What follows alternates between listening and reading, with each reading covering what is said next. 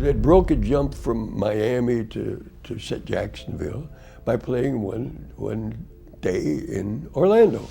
When you think of the 1960s, certain faces come to mind. Faces that defined an era of television when families gathered around one glowing screen to share a laugh together. Buddy Ebsen was one of those faces. As Jed Clampett, he became a fixture in American homes, the calm center of one of the most successful sitcoms in television history. But his journey to that iconic role was anything but simple. Behind that easygoing smile was a man who'd survived near death on a Hollywood set, rebuilt his career from scratch, and kept working well into his 90s. This is what really happened to Buddy Ebsen from the Beverly Hillbillies. The early years.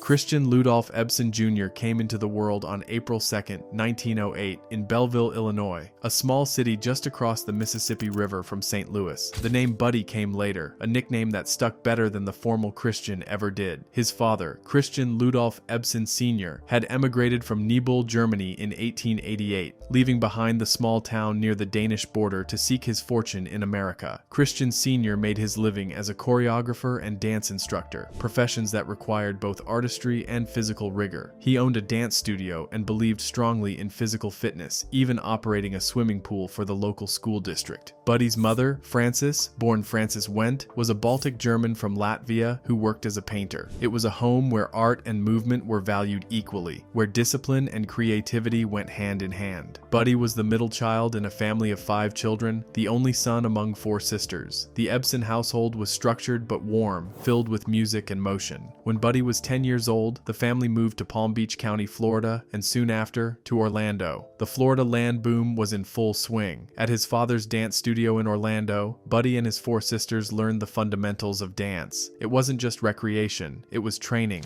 serious and demanding, the kind that builds muscle memory and teaches you to move with precision and grace. For young Buddy, who shot up in height quickly, reaching 6 feet by age 15, dance became second nature. During his high school years, Buddy became a member of the John M. Chaney chapter of the Order of Demolay in Orlando. His involvement as a teenager would stay with him throughout his life, leading to the Legion of Honor degree and induction into the Demolay Alumni Hall of Fame. Buddy graduated from Orlando High School in 1926. He had his sights set on becoming a doctor, enrolling first at the University of Florida in Gainesville, then transferring to Rollins College in Winter Park. But in the late 1920s, the Florida land boom went bust. The financial collapse hit families across the state hard, including the Ebsens. At 20 years old, Buddy had to leave college. The money simply wasn't there anymore. New York and the baby Astairs. In the summer of 1928, Buddy Ebsen left Orlando with exactly $26.75 in his pocket and a dream of making it as a dancer in New York City. 20 years old, 6 feet 3 inches tall, and trained in dance but with no professional credits, he was taking an enormous gamble. When he arrived in New York, he took a job at a soda fountain, jerking sodas and serving ice cream while he figured out his next move. In whatever spare time he could find, he made the rounds of auditions, showing up at theater after theater, hoping someone would give him a chance. The problem was his height. At 6'3", he was too tall for most chorus lines. Choreographers would take one look and shake their heads. Week after week, he heard the same thing. Too tall, wrong size, but Buddy kept going. Eventually, his persistence paid off. He landed a spot in the chorus of Whoopee, a Broadway musical starring Eddie Cantor. The show ran for 379 performances. For Buddy, it was more than just a paycheck. It was validation. Buddy wrote to his sister Vilma back in Orlando and convinced her to join him in New York. Together, they worked up a dance act, combining their skills and natural chemistry as siblings into something special. Before long, people started comparing them to Fred and Adele Astaire. The nickname stuck. They became known as the Baby Astairs.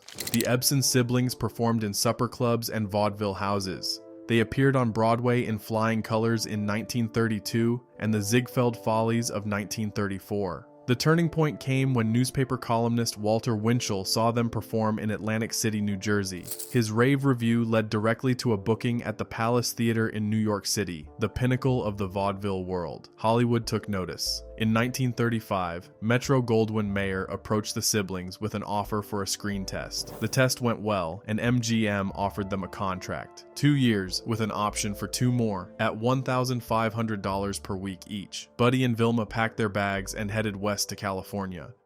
Hollywood dancer. MGM put the Ebsen siblings in Broadway Melody of 1936, one of the studio's big-budget Eleanor Powell musicals. These were lavish productions, the kind MGM was famous for, with elaborate sets, dozens of dancers, and musical numbers that cost a fortune to stage. Audiences responded enthusiastically to the film, and Buddy and Vilma brought style and energy to every scene they were in. They could dance, they photographed well, and they had that intangible quality that translates to screen magic. But the studio contract they'd signed included a clause that would change everything. MGM had the right to terminate either one of them at any time, for any reason. It was a standard provision in those days, designed to give the studio maximum flexibility, but it put performers in a vulnerable position. Before long, the studio exercised that option. Vilma was let go. Just like that, her Hollywood career was over. She returned to New York, married, and retired from performing altogether, stepping away from the spotlight to build a different kind of life. Buddy stayed in Hollywood, determined to make the most of his opportunity, and he kept dancing. In 1936, he appeared in Born to Dance, a Cole Porter musical that featured the song I've Got You Under My Skin. His dancing partner was Frances Langford, and his loose-limbed, slightly surreal style stood out even among MGM's stable of talented dancers. That same year, he appeared in Captain January, a 20th Century Fox picture that starred the biggest child star in the world, Shirley Temple. Buddy danced with Shirley in a memorable number that showcased both his technical skill and his ability to adapt to a partner less than half his size. In 1937, he partnered with a teenage Judy Garland in Broadway Melody of 1938. Judy was young but extraordinarily talented, already showing signs of the brilliance that would make her a legend. Working with her was a pleasure, and Buddy enjoyed the collaboration immensely. These weren't starring roles, but they were solid work in major studio productions. Buddy was building a resume, making a name for himself. He was tall and loose-limbed, with a natural ease on camera that made him a pleasure to watch. He could sell a dance number with style and humor, and he could make even the most complex choreography look effortless. His unusual, surreal dancing style caught the attention of Walt Disney, who hired him to perform in front of a grid so that animators could study his movements and use them as reference for Mickey Mouse in the Silly Symphony cartoon shorts. It was an unusual assignment, but it demonstrated the range of his abilities and his willingness to try new things. In 1936, Buddy married Ruth Cambridge. They had 2 daughters together, Elizabeth and Alex. The marriage brought stability and a sense of home, though the demands of his career meant he was often working long hours at the studio. The marriage would last until 1942, when the couple divorced. The reasons were private, as such things usually were in that era, but the split was amicable enough that they remained on civil terms for the sake of their children. Then, in 1938, came the offer that would change his life and nearly end it. MGM was preparing to produce The Wizard of Oz, based on L. Frank Baum's beloved children's book. It was going to be a major production, shot in the expensive and technically demanding 3-strip Technicolor process. The studio was assembling an all-star cast and pulling out all the stops to make it a prestige picture that would compete with Walt Disney's animated feature Snow White and the Seven Dwarfs, which had been a massive success the year before. Buddy Ebsen was offered a role. Not just any role, but one of the principal characters. It seemed like the break he'd been working toward his entire career. The Wizard of Oz disaster.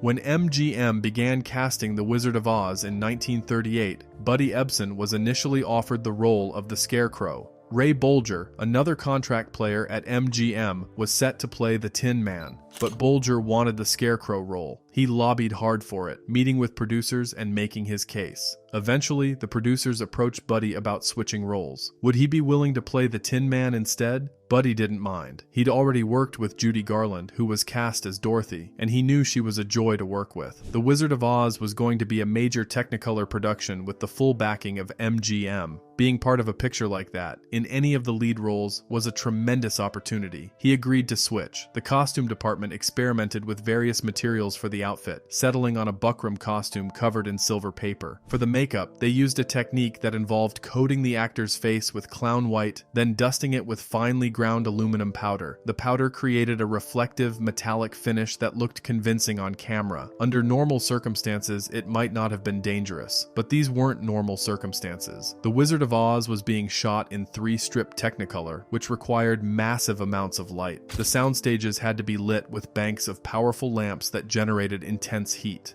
2 huge generators sat outside the stages, running constantly, powering lights that turned the set into a furnace. There was no air conditioning, and every single day, makeup artists dusted Buddy's face, neck, and forehead with pure aluminum powder. Buddy recorded all his songs as the Tin Man in advance. He attended all the rehearsals. On October 12, 1938, principal photography began. 9 days later, he was in the hospital, fighting for his life. It started gradually. First came cramping in his muscles, then a troubling shortness of breath. He would inhale deeply and exhale, but it felt like no oxygen was reaching his lungs. The panic started to set in. His breathing became excruciatingly difficult, each breath requiring conscious effort. The studio sent him home, thinking he had a cold or flu, but his condition worsened rapidly. His muscles cramped violently. His breathing became agonizing. He wondered if he was dying. His family rushed him to Good Samaritan Hospital, where doctors placed him in an oxygen tent. The diagnosis was both simple and terrifying. His lungs were coated with aluminum dust. The fine particles he'd been breathing in during filming had adhered to the tissue inside his lungs, creating a barrier that prevented his blood from being properly oxygenated. Essentially, the makeup was suffocating him from the inside. He spent 2 full weeks in the oxygen tent, barely able to move, struggling with every breath. After those 2 weeks, he was sent to recover at the Coronado Hotel in San Diego. He spent another month there, gradually regaining his strength. MGM studio heads didn't believe he was actually sick at first. When someone tried to order him back to the set during his hospitalization, an angry nurse intercepted them and made it clear the patient was genuinely, seriously ill. Only then did the studio accept this was a medical emergency. By the time Buddy was well enough to return to work, MGM had already moved on. Jack Haley was brought in to replace him. The makeup was reformulated into a paste that was painted on, eliminating the airborne particles. All of the scenes Buddy had filmed were reshot with Haley, except Buddy is still in The Wizard of Oz. Because he'd pre-recorded all the songs before he got sick, his voice remains in the film. During the group numbers, particularly the reprises of We're Off to See the Wizard, you can hear Buddy Ebsen's voice singing along with Judy Garland, Ray Bolger, and Burt Lahr. His Midwestern accent stands out against Jack Haley's Boston inflection. For the rest of his life, Buddy referred to The Wizard of Oz as that damned movie. He complained of breathing problems that he attributed directly to the aluminum exposure. The irony is striking. The experience nearly killed him, robbed him of what might have been his breakthrough role, left him with health problems that lasted decades. Yet he outlived every single major cast member in the film, making it to age 95. The Wilderness Years. Losing the Tin Man role wasn't Buddy's only setback at MGM. In fact, a bigger confrontation was brewing, one that would define the next phase of his career. In 1938, studio head Louis B. Mayer, one of the most powerful men in Hollywood, called him in for a meeting. Mayer was an intimidating figure, a man who'd built MGM into the most prestigious studio in the business through a combination of shrewd business sense and iron-fisted control. When Mayer wanted something, he was accustomed to getting it. Mayer wanted Buddy to sign an exclusive contract, one that would tie him to MGM and MGM alone. Under such a contract, Buddy wouldn't be able to work for any other studio without MGM's permission. He'd be property, essentially, available when the studio needed him and shelved when they didn't. Many actors signed such deals, trading freedom for security and the prestige of being an MGM contract player. But Buddy balked. He'd seen what happened to Vilma, terminated without warning because of a clause in her contract. He valued his independence and didn't like the idea of anyone owning him. "I'll tell you what kind of a fool I am, Mr. Mayer," he reportedly said. "I can't be owned." Mayer's response was cold and direct. He warned Buddy that he'd never work in Hollywood again. It wasn't an empty threat. Mayer had enormous influence, not just at MGM, but throughout the industry. He could make phone calls, pull strings, ensure that doors stayed closed, and for a while, it seemed like the threat might hold. Buddy's film career stalled almost immediately. The offers dried up. The phone stopped ringing. He'd stood up for his principles, but principles don't pay the rent. Buddy returned to his roots. He went back to the stage, the world he'd come from, where his talent and work ethic mattered more than studio politics. He toured in productions like Goodnight, Ladies, a farce that let him show his comedic timing, and Showboat, the classic Jerome Kern musical. He played Chicago for more than a year, performing 8 shows a week, relearning the rhythms of live theater. The work was steady and honest, but it wasn't the trajectory he'd once imagined for himself. This wasn't supposed to be how the story went. He was supposed to be a movie star by now, not touring in regional theater productions. Then came World War II, and and everything changed again. When the Japanese attacked Pearl Harbor on December 7, 1941, the nation mobilized for war. Millions of American men enlisted or were drafted into service. Buddy wanted to serve his country. He applied for a commission in the Navy multiple times, believing his education and his seamanship skills. He'd taken up sailing during his idle periods and become quite proficient, would make him a valuable officer, but the Navy turned him down repeatedly. The reasons were never made entirely clear, but the rejections were definite. The United States Coast Guard, however, accepted his application. They commissioned him with the rank of lieutenant, junior grade, one step above the entry-level rank of ensign. It was a recognition of his education and his abilities, a vote of confidence in what he could contribute.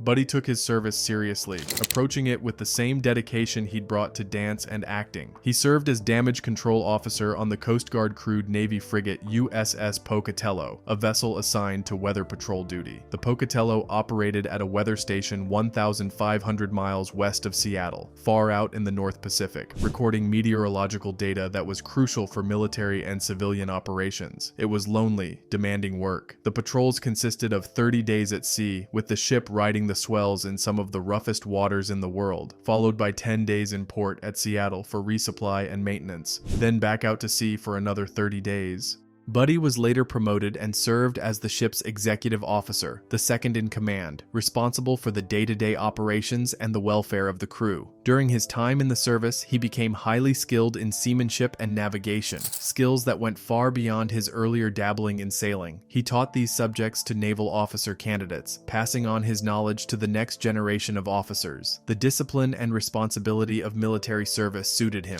He was good at it, and he took pride in doing his part for the war effort. When the war ended in 1945, Buddy returned to civilian life a different man. He'd served his country honorably, learned new skills, and gained a broader perspective on what mattered in life. That same year, he married Nancy Wolcott, a fellow Coast Guard officer he'd met during his service. They would have 5 children together, 4 daughters, Susanna, Kathy, Bonnie, and Kirsten, known as Kiki, and 1 son, Dustin. It was a large, lively family, and Buddy embraced fatherhood with the same commitment he brought to everything else. Sailing would remain a passion for the rest of his life. He wasn't just a casual weekend sailor. He became genuinely skilled, competing in serious races, and eventually owning a company that manufactured ocean-going catamarans. The sea offered him something that Hollywood never could: honest challenges, clear rules, and the satisfaction of pitting his skills against the elements.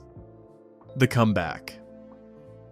After the war, Buddy returned to Hollywood and resumed looking for work, trying to restart a career that had been on hold for years. The landscape had changed. New faces had emerged while he was away. The studios had moved on. Producers would ask his agent, why hasn't he been working in pictures? The answer was complicated. The MGM blacklisting, the war years, the time away from the screen. But none of that mattered to someone looking to cast a picture. They just saw a dancer who was now in his late 30s, past his prime by Hollywood standards, with a resume that had some impressive credits, but no recent heat. Still, Buddy persevered. In the late 1940s and early 1950s, he appeared in a string of westerns and dramas. Attack in 1956, a brutal war film directed by Robert Aldrich. Between Heaven and Hell, also in 1956, another war picture. The roles were often small, sometimes just a few scenes, but they kept him visible. They kept his name in circulation. He was a working actor, even if he wasn't a star. Then, in 1954, something unexpected happened. Director Norman Foster, who'd worked with Buddy years earlier, recommended him to Walt Disney for a new television project. Disney was planning a series about the frontier legend Davy Crockett for his Disneyland anthology program. He'd already cast a young Texan named Fess Parker in the title role, but he needed someone to play Crockett's sidekick, a weathered frontiersman named George Russell. Foster thought Buddy would be perfect for it. Disney agreed and hired Buddy for the role. It must have felt like vindication. Disney, after all, had used him years earlier to model dance movements for Mickey Mouse. Now he was bringing him back for a project that could introduce him to an entirely new generation of viewers. Buddy was delighted, especially because he'd be working with television. television, a medium that was rapidly growing in influence and reach. The Davy Crockett miniseries aired on the Disneyland anthology series in 1954 and 1955, and it became nothing short of a cultural phenomenon. Kids across America went crazy for Davy Crockett. Coonskin caps flew off store shelves faster than manufacturers could produce them. The theme song became ubiquitous, playing on radios and jukeboxes everywhere. Both Fess Parker and Buddy Ebsen became household names virtually overnight. For Buddy, it was a resurrection, proof that Louis B. Mayer had been wrong, proof that he could still connect with audiences. The success of Davy Crockett opened doors. Hollywood was paying attention again. He followed it with roles in several films. Attack, a tense war drama about a cowardly officer whose incompetence gets his men killed, gave Buddy a chance to show he could handle serious, dramatic material. Between Heaven and Hell, another war film, added to his growing reputation as a reliable character actor. Then came Breakfast at Tiffany's in 1961, the Blake Edwards film based on Truman Capote's novella, starring Audrey Hepburn at the height of her beauty and fame. In Breakfast at Tiffany's, Buddy played Doc Golightly, the much older rural veterinarian husband who's been searching for his runaway young wife, Holly, played by Hepburn. It's a small role, just a few scenes, but it's memorable. Doc is gentle and heartbroken, a decent man trying to understand why his wife ran away from their simple country life. Buddy brought real pathos to the character, creating a fully realized human being in just a handful of minutes of screen time. It was the kind of performance that reminded people he could act, not just dance. He could convey complex emotions with subtlety and restraint. That performance in Breakfast at Tiffany's caught the attention of Paul Henning, a television producer and writer who was developing a new sitcom for CBS. Henning had created The Bob Cummings Show and was now working on something completely different, a fish-out-of-water comedy about a family of hillbillies who strike oil and move to Beverly Hills. He wanted Buddy Ebsen to play the family patriarch, Jed Clampett. At the time, Buddy was thinking seriously about retiring. He was in his early 50s and had spent more than 3 decades in show business. He'd danced on Broadway, survived MGM's golden age, nearly died making The Wizard of Oz, served his country in wartime, raised a family, and built a solid career as a character actor. Maybe it was time to step back, spend more time sailing, enjoy the fruits of his labor, but the producers sent him a copy of the script for the Beverly Hillbillies. He read it, and something about it appealed to him. The character of Jed Clampett was decent and honorable, a man with common sense and integrity who happened to find himself in absurd situations. It was a role he could inhabit comfortably, a character he understood instinctively. He changed his mind about retiring, he took the role, and everything changed one more time. Jed Clampett. The Beverly Hillbillies premiered on CBS on September 26, 1962. The premise was simple. Jed Clampett, a backwoods mountaineer, shoots at some game on his property and accidentally discovers oil. He becomes fabulously wealthy and moves his family to a mansion in Beverly Hills, where they clash with the sophisticated, snobbish culture around them. The cast included Irene Ryan as Granny, Donna Douglas as daughter Ellie Mae, and Max Baer Jr. as nephew Jethro. Raymond Bailey played banker Milburn Drysdale, and Nancy Culp played his secretary, Jane Hathaway. Critics hated it. They called it lowbrow, unsophisticated, and pandering. The reviews were scathing, but audiences loved it. The Beverly Hillbillies became an instant hit. In its first 2 seasons, it was the #1 show on television. At its peak, the series attracted as many as 60 million viewers. An episode that aired in January 1964 became the highest-rated half-hour sitcom episode ever broadcast up to that point. Buddy played Jed Clampett as the calm, sensible center of the show. Jed wasn't the comic relief. He was the straight man, the one who set up the situations and let the others get the laughs. "My job," Buddy explained in a 1963 interview, "is to set up the situations and the lines. Occasionally, Jed will make a droll observation, and sometimes when the show is slanted toward him, I'll play in a comedy scene." The show spawned similar rural sitcoms, including Petticoat Junction and Green Acres, all produced by Paul Henning. These shows were eventually linked through crossover episodes. The Beverly Hillbillies ran for 9 years, from 1962 to 1971, totaling 274 episodes. Even in its final season, the show was still pulling in solid ratings. CBS canceled it anyway. The network was shifting away from shows that attracted a rural audience in favor of programming aimed at younger, urban viewers. Buddy had mixed feelings about the show. In 1965, he said, "I probably enjoyed show business most when I was doing plays days like The Male Animal and Goodnight Ladies, when people would lay down their money and laugh and you'd see them walk out happy. By God, I'd feel honest. I could go home with a good taste in my mouth. Of the Beverly Hillbillies, he remarked, the one flaw in this is that you can't hear the people laughing. Not everything was harmonious on set. Buddy was politically conservative. Nancy Culp, who played Miss Hathaway, was more liberal. According to Donna Douglas, they had a different view, so they had some heated discussions about that. They would go at it for weeks. The political divide between them became public in 1984 when Culp ran for the U.S. House of Representatives as a Democrat from Pennsylvania. Buddy supported her Republican opponent, incumbent Representative Bud Shuster, and even recorded an ad calling Culp too liberal. Culp lost the election. Barnaby Jones. In 1973, 2 years after the Beverly Hillbillies ended, Buddy returned to television in Barnaby Jones. He played a retired private investigator who comes out of retirement to solve the murder of his son, who had taken over the family business. The show also starred Lee Merriweather as his daughter-in-law. Barnaby Jones was a methodical detective who drank milk instead of whiskey and relied on patience and observation rather than physical confrontation. Critics were skeptical. The television landscape was crowded with private eye shows, and Buddy was in his mid-60s when the series premiered. With such a glut of private eye shows, I didn't see how another one could succeed, Buddy admitted. I really thought the network was making a mistake. The network wasn't making a mistake. Barnaby Jones clicked with audiences. It ran for 8 seasons, from 1973 to 1980, totaling 178 episodes. When it was finally canceled, it was one of the last surviving detective dramas from the 1970s. The show's audience skewed older, which made it less attractive to advertisers, but Buddy didn't mind. "I'm the luckiest actor alive," he said in 1978. "There's not anyone I'd trade jobs with right now." In the early 1980s, Buddy had a recurring role on another detective series, Matt Houston, playing a retired Texas lawman. He was still working steadily well into his 70s. Later years.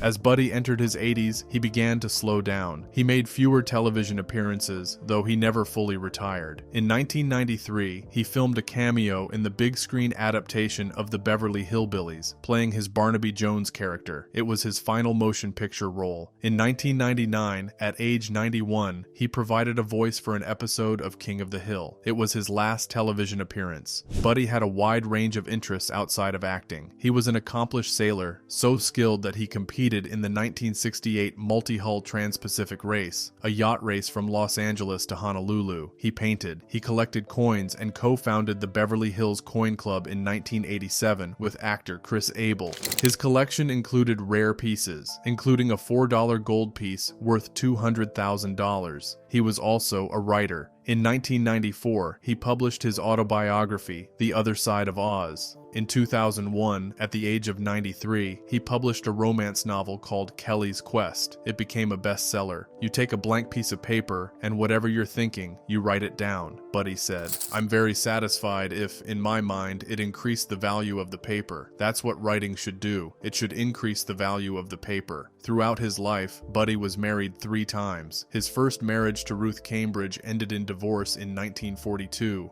In 1945, he married Nancy Wolcott, a fellow Coast Guard officer. They had 5 children together, 4 daughters and 1 son. The marriage lasted 39 years before ending in divorce in 1985. Later that same year, Buddy married Dorothy Dottie Knott, who was 40 years his junior. They remained together for the rest of his life. Buddy was also deeply involved in the Order of Demolay, a youth organization he joined as a teenager. He was later inducted into the Demolay Alumni Hall of Fame and received the Legion of Honor degree.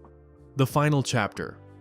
In June 2003, Buddy Ebsen was admitted to Torrance Memorial Medical Center in Torrance, California, near his home in Palos Verdes Estates. He was being treated for an undisclosed illness. On the morning of July 6, 2003, Buddy died of respiratory failure. He was 95 years old. He was buried at Pacific Crest Cemetery in Redondo Beach, California. He left behind 7 children, his wife Dorothy, and a legacy that spanned 7 decades. He had 2 stars on the Hollywood Walk of Fame, one for television and one for motion pictures. In 1993, Disney had named him a Disney legend in recognition of his contributions to the company's early television programs. Buddy Ebsen Ebsen was never the kind of actor who chased awards or critical acclaim. He was a working performer, someone who showed up, did the job, and treated people with respect. He survived near-fatal illness, navigated the shifting currents of Hollywood, and built a career that outlasted most of his contemporaries. He danced with Shirley Temple, nearly died making The Wizard of Oz, served his country during World War II, became a television icon twice over, and kept creating well into his 90s. When people remember the Beverly Hillbillies, they remember the theme song, the mansion, the cement pond, and Granny's cooking. But mostly, they remember Jed Clampett, sitting on the porch with his easy smile and his unshakable decency. That was Buddy Ebsen. Not just an actor playing a role, but a man who brought something real to the character. Kindness, patience, a steady hand in a chaotic world. Buddy once said, "You get more negative reactions than positive reactions as you go through life. And the big lesson is nobody counts you out but yourself. I never have. I never will." He lived by that philosophy. He kept going when studios turned their backs on him. He kept going after the aluminum dust nearly killed him. He kept going when critics dismissed his work. He built a life and a career on his own terms, never letting anyone else write the ending for him. That's the story. That's what really happened to Buddy Ebsen from the Beverly Hillbillies. He lived a full life, worked until he couldn't anymore, and left behind a body of work that still brings joy to people today. If you enjoyed learning about Buddy Ebsen's remarkable journey, please like this video and subscribe to our channel for more stories about the stars who shaped television history. Thanks for watching.